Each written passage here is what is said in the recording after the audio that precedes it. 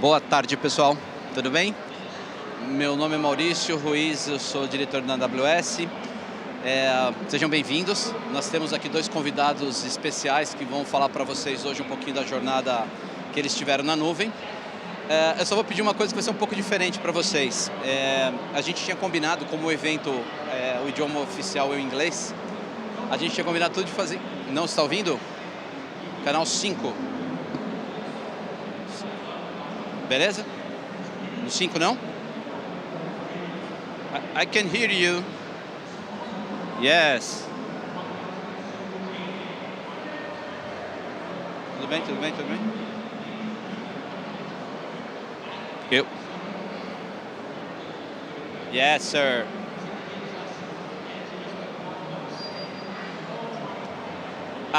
Ok.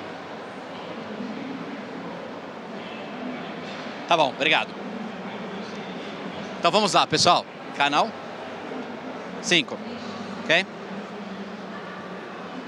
No 5 vai ser o canal com o som original. No 2, para ver, vocês vão ter a tradução em português. Não.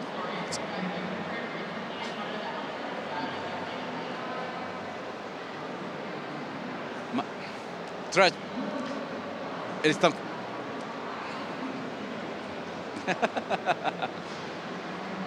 Tá vendo a discussão, como que é boa? Tá sincronizado. Não, desculpa, meu amigo. Eles vão fazer a apresentação em inglês. Então, no canal 5, vocês vão ter em inglês original. No 2, traduzidos para o português. Tudo bem?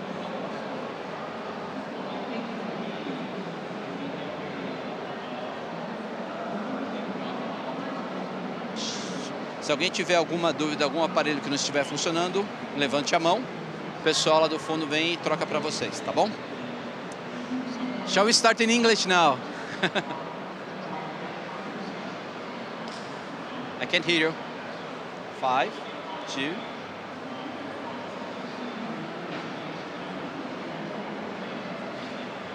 Okay, we are gonna do this presentation in English, okay? And translate to Portuguese for our friends here. Thank you. Thank you. So, all of you, as I said, we have two guests here. Felipe Godin, who is the CTO for Bemobi, and we have Bruno Gaglioli, which is the head of cloud for Stoneridge. The flow we're going to have here is going to be the follow. First, Felipe Godin is going to make a presentation explaining their journey to the cloud, what happened. Then we are going to have Bruno, and after that we are going to have some questions to each other. I'm going to make 2 questions to them, and then they're going to make a question to each other so they can explore a bit further how was this journey in the cloud, okay? So, Felipe, welcome to the stage. Enjoy it. Ótimo. Passador para ele.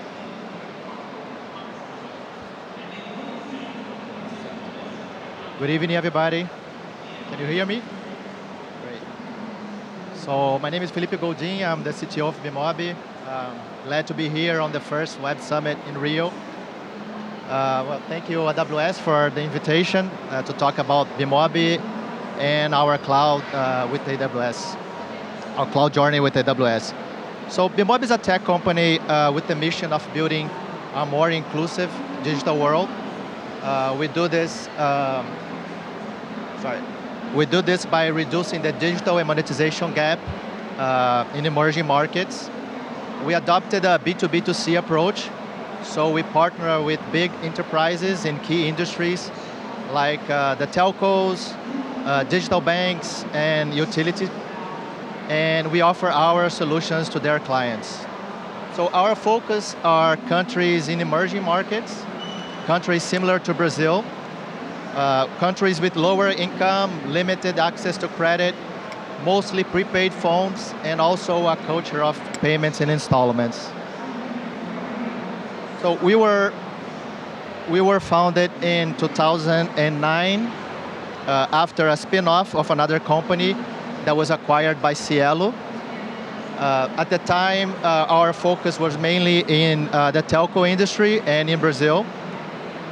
We were running mostly in local data centers, and we decided to move to the cloud for our new projects, our new products.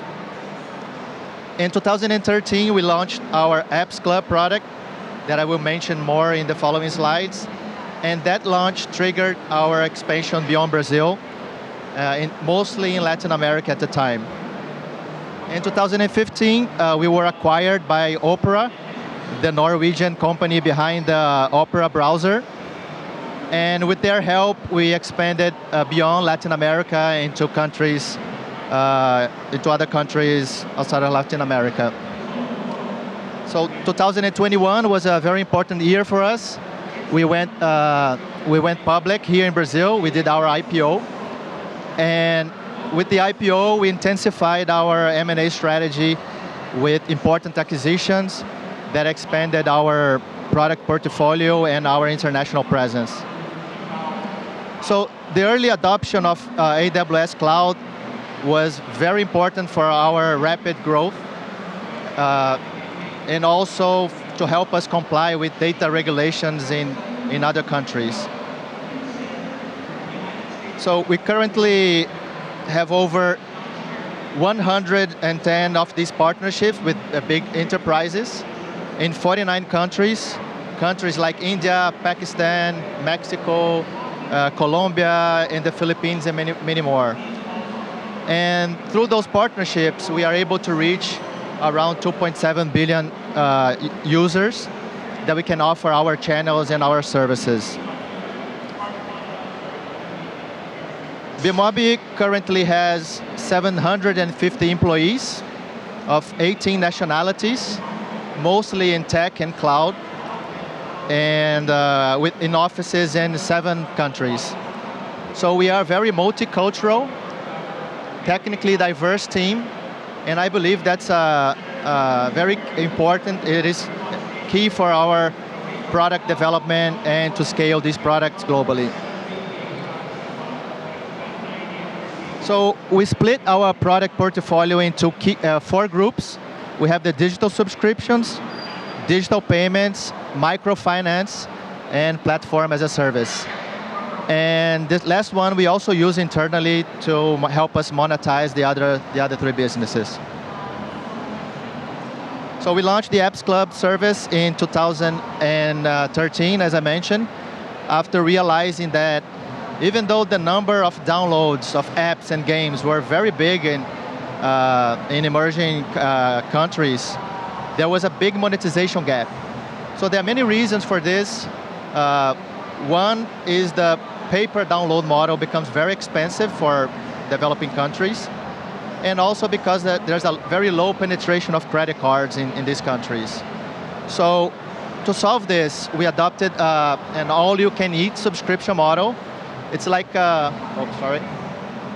it's like a Netflix of games and apps. And we partnered with telecom operators and digital banks around the world to help them launch their own white label app stores. So the users get access to a broad premium selection of apps and games. All of these apps without any ads, and also with unlocked in-app purchases. And also, we offer a more flexible price policies compared to the other stores, which are more suitable for prepaid phones in emerging markets like weekly subscriptions, billing integrated with the carriers, and so on and so forth.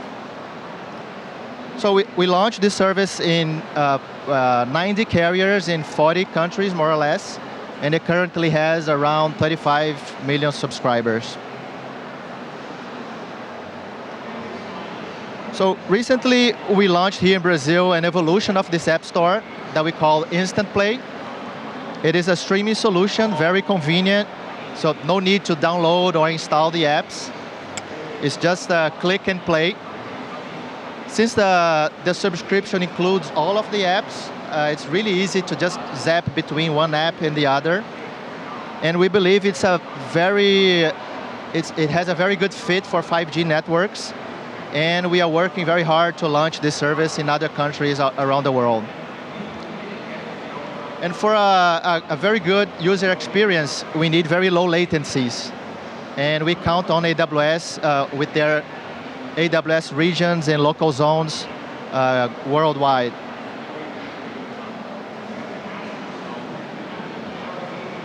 So our digital engagement platform that we call Loop, it is an omni-channel, cloud-based engagement platform.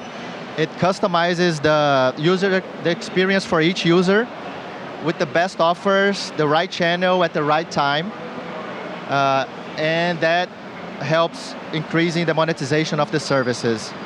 So at the center of the loop, we have our CDP, which stands for Customer Data Platform. And this service receives data from all of our platforms through events, real-time events, and we use those that data to create a single view of our customers. And that single view of the customer is used for personalization and recommendation. At the center of the CDP, we have a very big DynamoDB tables that stores billions of user attributes. And we are very happy with DynamoDB, how it scales and how easy it is to use. So in situations where users are out of balance or doesn't have data or they're out of airtime, we also offer through our channels our mobile credit services. So we lend credits, we lend data packages, we lend airtime packages to the users in a very simple way, just one click and accept. Very seamless. And we do that right at the moment where the user needs the most, when he's out of balance. And through our integrations with the carriers, we're able to collect whenever the user is ready and tops up again. So in order to decide who to offer this service to, we have these machine learning models that we train with all the user data and all the channels data that we have about these users. And we give them scores, and the scores represent the probability of the users paying back in the future. So we use that to decide who to offer the service to. And for the service, we count on the broad selection of machine learning tools that AWS provides, like SageMaker, for instance. So our data monetization platform, so we leverage the same partnerships with the carrier, the same data and the same know-how to create prediction models, and we customize these models for financial institutions. So we provide solutions for credit, risk management, and identity fraud detection. So these scores are very useful for financial institutions as they decrease the risk, as they want to decrease the risk, as they push into the underbanked segment of emerging markets. It is very common that we need to run this solution on-premise or even inside the carriers because of data regulations. So we adopted this hybrid approach where we run part of the solution on-premise using ECS Anywhere and the other part on the AWS cloud. So with this, we have a very homogeneous architecture for this product. And last but not least, our digital payments platform that enables a friendly, fully digital payment experience also for telcos and utilities. So this platform is behind the digital plans, the recurring payments, prepaid services, and invoice payments in all major carriers here in Brazil and also in the utility companies. We currently have a TPV of around 6 billion reais. And for this service, we need to be PCI compliant. And it's very important for us that AWS is also PCI compliant. It has a vast selection of security services like KMS, the key management service, that we use to encrypt and decrypt the credit cards. So that was a quick introduction to Bemobi. If anybody has any questions, I'll be around here after the panel. I'll be glad to answer them. Thank you. Thank you, Felipe. Now let me invite to the stage Bruno Giglioli. He's gonna talk about Stoneridge and its journey to the cloud. Welcome, Bruno. Hey, hello all. Nice to meet you. I'm glad to be here today with you to talk about our experience with the cloud journey. My name is Bruno. I'm head of cloud systems for Stoneridge, Brazil. And I would like to introduce you a little bit about Stoneridge. So we are a global automotive company with presence in more than 15 countries and more than 25 sites.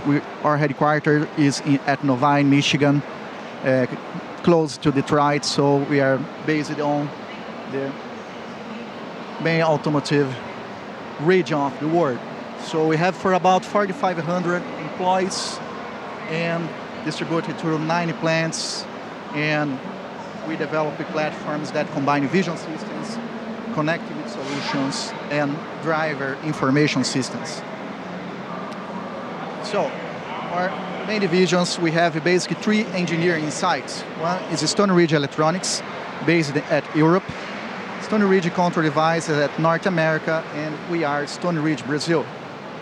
And to have an idea, this is our global footprint. We have our manufacturing plant in Manaus. Our main site is in Campinas, and we have an office in Buenos Aires to distribute our products through Latin America.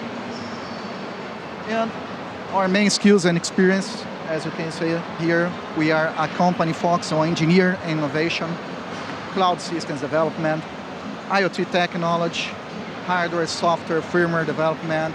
We have customer service with a central providing 24 hours per day at 7 days a week, support to all of our customers around Brazil.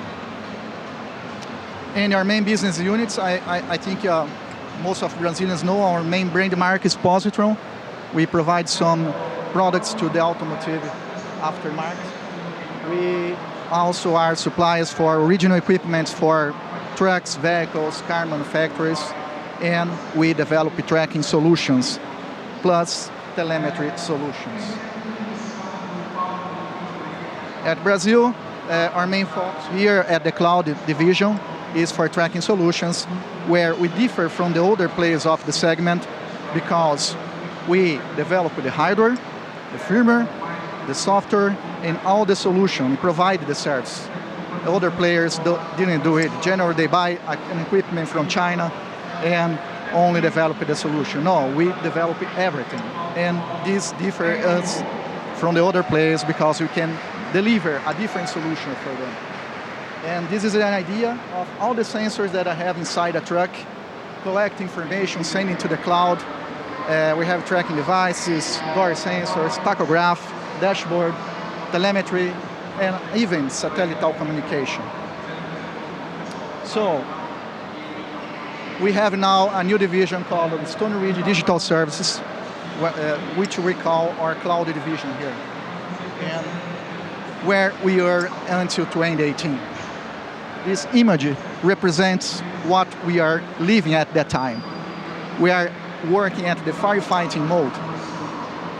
So we had a lot of issues with our applications. Until 2018, we had a very unstable platform with long downtime periods, with a poor SLA, and problems with the system architecture. We grow up so fast that without planning, so we are paying the price at the time. We were working with on-premises servers, keeping a data center under our own management with old hardwares, using community softwares without any kind of support. So if I have some issue, I needed to do by myself. No support from vendors. And the craziest thing that I could imagine at that time, we didn't have a backup solution. So all of my team was based on reaction only, solving problems, solving issues, and copying other players, other products without innovate. So there were no conditions to innovate at that time. Terrible. And now what we are doing. In 2019, we decided to move everything to the cloud. first to fix the backup and then to fix everything else. And it was a journey. We needed to review all the application, redesign it. It's not, if you move it, and the way that it is, I was only moving my problems to the cloud. No, you needed to rethink, to review. And at September of 2019, we delivered the first version of our platform in cloud. So basically, rebuilding, reviewing all these applications, we introduced some new tools using some AWS services. For example, a cache for our positions at your map there, using AWS Elastic Cache. We isolate a lot of services, and these services were not APIs, were C applications or C++ applications using EC2 to do it. We created a data streaming using Kinesis plus the AWS queues and monitoring. AWS CloudWatch helped us a lot to solve all of our problems. So we could find some solutions that I couldn't imagine an opportunity to do it without CloudWatch. And new application services we create easily with EC2 and applying ECS for some services. And finally, we fixed our backup solution. We have a backup. We saved our business. So for database, we could have space for maneuver because we could create some service to do some things with the database, like compressing, partitioning, data purging, and we are recovering that activity that was to sustaining with continuous improvement into our platform. And of course, we had space to restructure our project development, adding some agile methodology, squads, quality assurance, and other things. So now we have a high uptime with 99%. Incredible, seeing our past here. So now we have space to innovate, and it's what we are doing now, right? So our current platform is being built inside AWS using services from AWS. We are now with a team focused on products, and we are adding a strategy of 3 layers, but as a strategy, it's not a system architecture, right? So we are focusing on 3 layers to develop our new platform. One is to focus at the back end, which is data processing, large scale, applying machine learning, IA, deliver precision, and conclusive information. And of course, I needed some user experience to deliver interesting reports to my clients. At the middle end, we are investing on independent services using APIs, microservices, and applying DevOps. And of course, I don't want to use only my data source. We are expanding our partnership with OEM providers, car manufacturers, vehicle trucks, and using their data and help them to provide new services to their customers, aligned with our experience in process telemetry, for example. And with the front end, of course, we needed to invest in a modern box to our customers, responsive, and of course, mainly user-friendly. And what we are doing? At the back end, we are doing some services from AWS, like RDS to manage my databases. We are using Lake Formation to process all that amount of information that I receive from telemetry, using S3 as my storage, filling with internal and external data from the players, from the partners, and AWS Glue to process all this information, transforming Athena for querying, and the most interesting of all, in my opinion, is Amazon QuickSight to create intelligence reports with machine learning, prediction, all the things in a user experience, UI, UX, marvelous. So now the next step is to apply SageMaker to develop new products focusing on logistics and other products that we can deliver to our customers.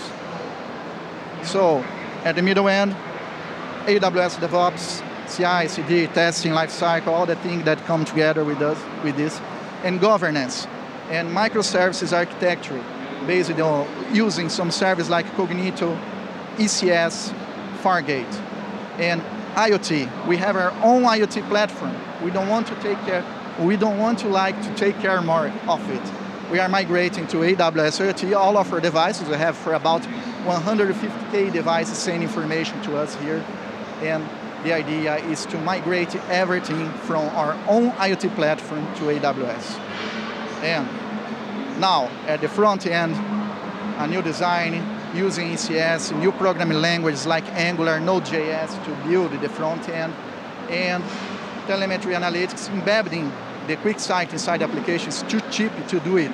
If I tried another solution, but QuickSight is very good, right? So we are now close to customer. We changed the way that we work, and now we are hardware agnostic. I don't depend on my hardware to provide solutions to my customers. I'm using integrations and other things that what's only possible using AWS. So we are delivering fleet efficiency to our customer. This is what is making difference at our market right now. Thanks so much, and Mauricio, Thank you, Bruno. I give the word with you. Thanks so much. Hey, Bruno, you can stay in the stage, and Felipe, if you can join us to have this quick Q&A here. I think you guys need the headphones, the headsets.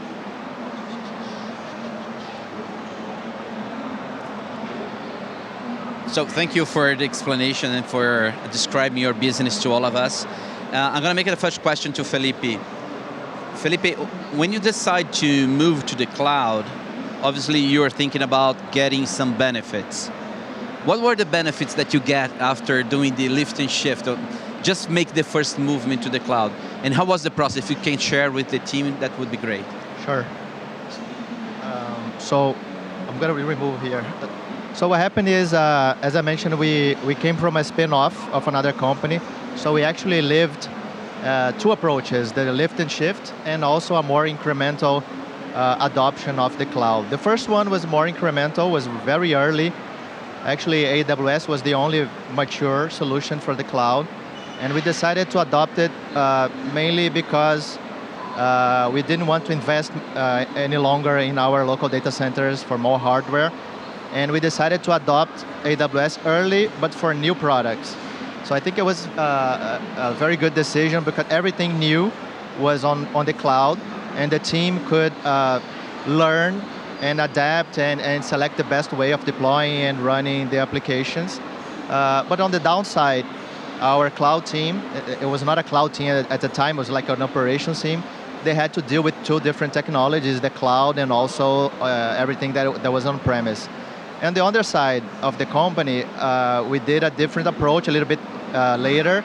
It was a lift and shift, like you mentioned, where we migrated the complete application to the cloud, mainly because we were not developing new products, but we were scaling really fast these new products. So we also needed to invest in hardware.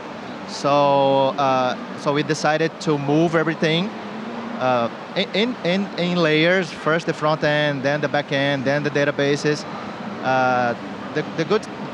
The upside of this, the advantages, was that after it was done, all our effort was to improve the cloud. But the downside, of course, is that we moved everything as is. So we still had to modernize everything, move to containers and RDS. So it was a two-phase project that needed to be very well aligned with everybody in the company because we couldn't stop in the first phase just migrating everything to the cloud. We wanted to do all the way, and for this we need a lot of alignment. Nice.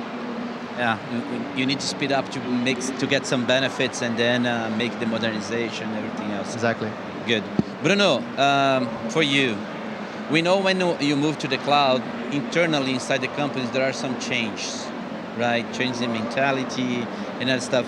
How has been this journey for your company? What has changed internally? Yeah, well, we're very interesting because at the time, as you could see at that image, right? That image marked my life because we used to spend a lot of time taking care of applications that I say core for my business, right? For example, I'm taking care of application that does a commodity thing to keep my application running, other things, and we are only thinking with a mindset of an engineer, right? So doing this transformation that we are doing now at the cloud, I'm moving this responsibility to AWS. So I'm redirecting my team now to thinking only in new solutions in product, which is at our blood, because Positron, before Stoneridge, has born inside at Unicamp University with some guys, crazy guys that created a car alarm, window model there. So now we are recovering it inside our team. We are creating new interesting things. We are exploring. We have a freedom to explore cloud and apply at new solutions for our customers and for us. And now we are erasing this mindset of I'm thinking only like engineer, because we are talking with our customers. We are understanding them. We are sitting with them. Okay, how is your fleet management for this kind of operation? What are your pains? How can I help you? This is a mindset that AWS applies with us, and we are extending it to our customers, and the difference is clear for us right now. So this is the mindset that changed. Now we are more close to the customer, instead create products only inside our minds and waiting, okay, this will work or not. No, we want to help support, because their success is our success. So that's it. Yeah, big shift. Well, now I'm gonna let you guys make a question to each other. I think Felipe, you start with Bruno. Okay. Well, thank you for the presentation. Really nice to know more about your company. Thank you. I can see that data is really important for you, and I'm curious to know a little bit more how you would deal with all that data, how you transform it, and how, most importantly, how do you extract value from that data? Yeah, thanks so much for your question.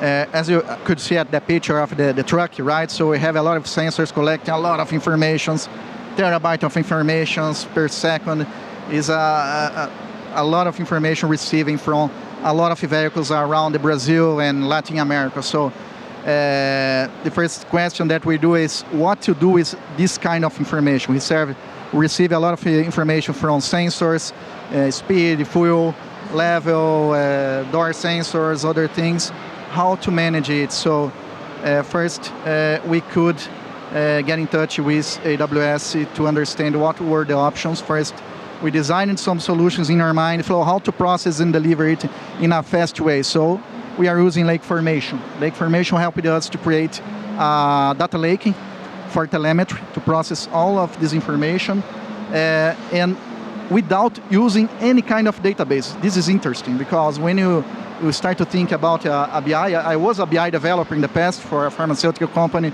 I need to install, configure a database, create transformation using another tool. No. We have everything inside Lake Formation. Lake Formation help you to process this information. So we basically are using text files in JSON formats or other formats, stored at S3. Glue is processing, transforming it into a single pattern, and we are querying using Athena, integrated with QuickSight. So it's incredible. And you can imagine, this is so expensive to apply at your company. It's not. I compared it with another solutions and it's not expensive. So what we are doing now is using AWS to process this information and of course, transform it into intelligence. We're applying prediction, we're applying machine learning and transforming into reports that can add value to our customers, right? We'd like to be partners and not only, you are my customer. So we are adding value using this information to help their operation. Good. Well, when you mention all these names, all the AWS product names, I remember my certification exam. It's good to have this recap. So you're basically transforming data into value, right? Yes, correct. Which is something everybody talks about, and you guys are doing. Congratulations. So Bruno, now's your turn. Yes. And shoot back. I can see that we will have a lot of transactions with credit card. And of course, everybody when talk about credit card, remember, oh my God, we have a lot of hackers trying to steal your information. So to break your security. How you deal with security in cloud using credit card transactions? So yeah, it's a big responsibility, definitely. So we store millions of credit card numbers. The thing is, we started very early doing this, so we evolved a lot during the years.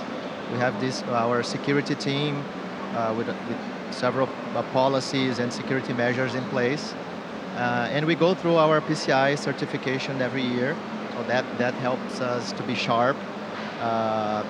And also we leverage every feature and service that AWS has related to security. There is a lot of concerns regarding how the credit card number go through the platform, and also how we store it, right? So we store the credit card, always encrypted, of course, and the certification process helps us to validate that we are not logging the credit cards, that we are storing correctly. Up until recently, that was the only part of our system that we still had on premises, which is this specialized cryptography hardware that is called HSM, which was in a local data center. And this year, finally, we were able to migrate that to the cloud. But instead of a cloud HSM, we migrated to KMS, which is also a very good serverless key management service from AWS. Much cheaper, secure, and that component of our architecture is responsible for hashing and unhashing the credit cards. So it's a combination of our security teams, policies, the certification process, and also a good architecture that isolates that part that deals with the credit card from the rest of the application that we need to move very fast, deploy very fast. So we have like two different approaches depending on which layer of the solution that we are talking about. Nice. Awesome. Yeah, and Felipe, it's good that you mentioned that your team is also very concerned about it. Because inside AWS, we have this shared responsibility model, where obviously inside AWS, we provide a lot of services. It's around 300 services for security, plus 90, 80 certifications that we have. But if the company that's putting data inside our data center doesn't have any worries about security, it's going to be a problem. So we do our part when you move the data to the cloud to really protect that, but the customer also needs to do that. There are some measures that the customer needs to do, and those guys are doing, so it's great. Great to hear that. Hey, we are running out of time, so what I'm gonna do is let you guys give a final message to this audience. So if you can say something to them to encourage them to go further to the cloud, please go ahead. Yeah, well, what I gotta say is choosing a cloud partner is an important step. It's not only about the technology, it's also about the partnership. So in our case, AWS was very important to help us scale. So we deployed recently in India, it's been a while, but and then we had to face local data regulations, and AWS helped us with a local data center, but then when we went to Pakistan, we couldn't run on India, so they helped us find a local data center with Connect Direct. So it's more about, it's not only about technology, it's also about a partnership. But regarding adopting the cloud, what I gotta say is, I think it's very important to also be prepared with the FinOps team. So get your cost under control since the beginning. Someone responsible for this, looking, helping create this culture around the company, because when the bills grows, it's harder to optimize everything. So I think it makes sense to grow always optimized. And also what I think worked for us, we wanted to have very autonomous squads, autonomous teams. So we gave them the empowerment to run everything on AWS, to change everything. They are running a full cycle mode, so they are also responsible for operations. But to support them, I think it's very important to have also a dedicated team, an SRE team, that create the standards, that create the platforms, the abstractions, to protect us from having one different way, one different approach for every team. So we want to have a standard way, but we also want to give autonomy and avoid the bottlenecks of having one team that does everything, deployments and create infrastructure. So there's two things, FinOps and SRE team. Bruno, your turn. Okay, thanks so much for this opportunity here. I'm very glad to be here with you, spend some time to show our history here in a short time. Of course, I could spend a lot of time talking here, but it's very good to show to you our experience. The message that I say for everybody here, don't be afraid. Don't be afraid. Cloud is not an enemy, it's your friend, right? So our telecom structure is very good now, or you don't need to take care for buying hardwares to keep storages and all that stuff. This is concern only to AWS now. You need to keep focus on your products. This is what add the value to your business. So keep focusing on it.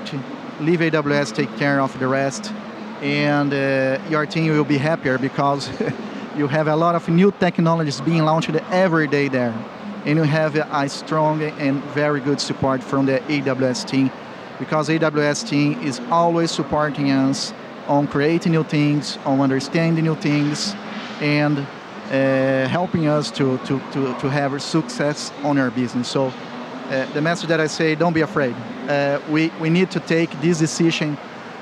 In the past was a good decision. Now we are exporting it to Europe, to North America. We are now a global cloud division inside our group now, and we are very happy with this decision that we took at the past. We solved a lot of problems. My environment security, we have backups, we have disaster recovery, and everything that cloud can provide to us. And of course, without that afraid that everybody has, oh, I go to cloud, I will spend a lot of money there. This is not true. It's the opposite. So we are saving time, hours of your team, developing new products to your company, and adding more recipe to your company, revenue and value, and making your team happier to explore new technologies. I came from the technology sector, I'm a developer also, so I love to learn new things, and AWS provided this opportunity to us. So I think it's the main thing that I love in this technology sector that I work since my entire life. Thanks so much. Thank you, guys. Well, you see, I couldn't have chosen better partners for the stage, and they do all the propaganda for me. Yeah. Guys, just one thing, one final comment from my side. If you want to learn more about AWS, you can go to Skill Builders. It's an online website that we have. You have many trainings there in Portuguese. Some of them to help you to get certification as well. So they were talking about learning. You have the site also to provide you some learning. We scanned all the QR codes from all of you, so potentially we're going to talk to you if you need something from AWS as well. We are going to be in touch. And if you want to talk more to these guys here, they're going to stay for a while here. Go ahead and talk to them. And thank you for the time spent here. Thank you. Thanks so much.